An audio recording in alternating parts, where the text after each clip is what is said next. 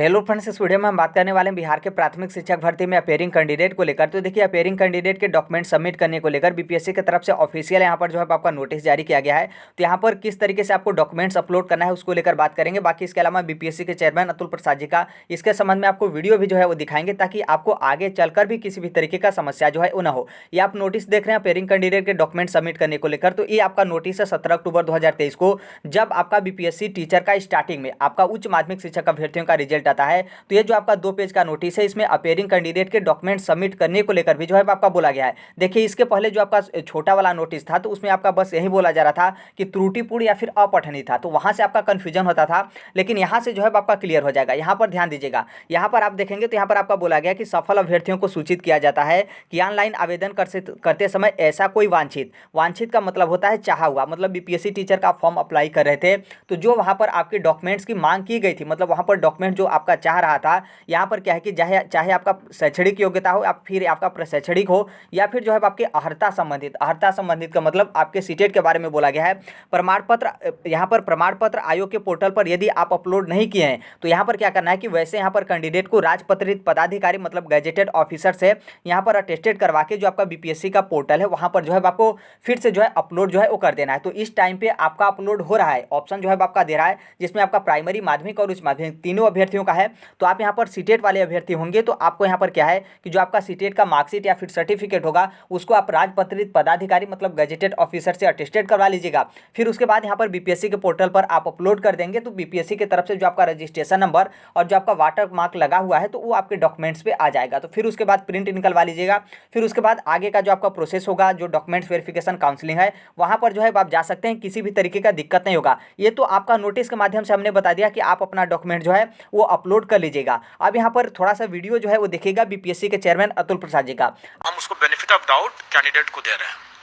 जैसे मैंने बताया कि सीटेट के जो सफल अभ्यर्थी हैं उन्होंने तो अपना अपलोड कर दिया, जिन्होंने नहीं अपलोड किया उनको डॉक्यूमेंट वेरिफिकेशन के समय में उनको मौका मिलेगा, वो अपलोड कर सकते हैं। लेकिन जो असफल अभ्यर्थी हैं वो तो जानबूझकर तो अपलोड नहीं करेंगे, लेकिन उनके पोर्टल, हमारे पोर्टल पर उनका जो है एडमिट कार्ड है, सिर्फ उनका रिजल्ट नहीं आया है।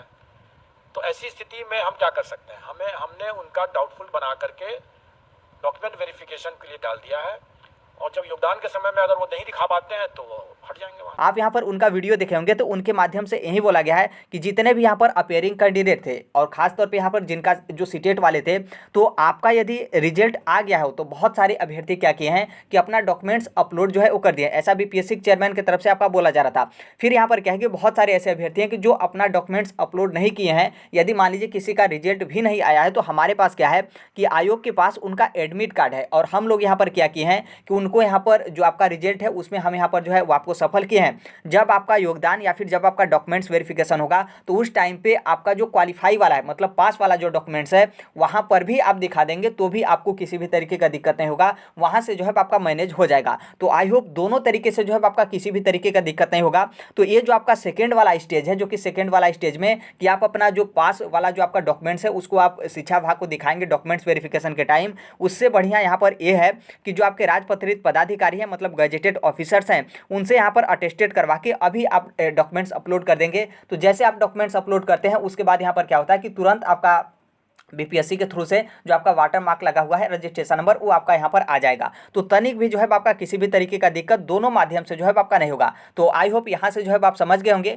बाकी जितने भी सीटेट अपेयरिंग वाले कैंडिडेट थे, आपका यदि बीपीएससी प्राइमरी टीचर में आप लोग यहाँ पर क्वालिफाई हैं, इसके अलावा मान लीजिए माध्यमिक या फिर उच्च माध्यमिक के भी शिक्षक अभ्यर्थी हैं, आप यदि कोई उस तरीके का डॉक्यूमेंट्स अपलोड नहीं किए हैं, या फिर मान लीजिए आपके डॉक्यूमेंट्स में त्रुटिपूर्ण या फिर आपका अपठनीय है, तो भी यहाँ पर आप गैजेटेड ऑफिसर से यहाँ पर अटेस्टेड करवा के अपना डॉक्यूमेंट जो है फिर से री अपलोड जो है वो सकते हैं। तो आई होप इस मैटर को जो है आप समझ गए होंगे।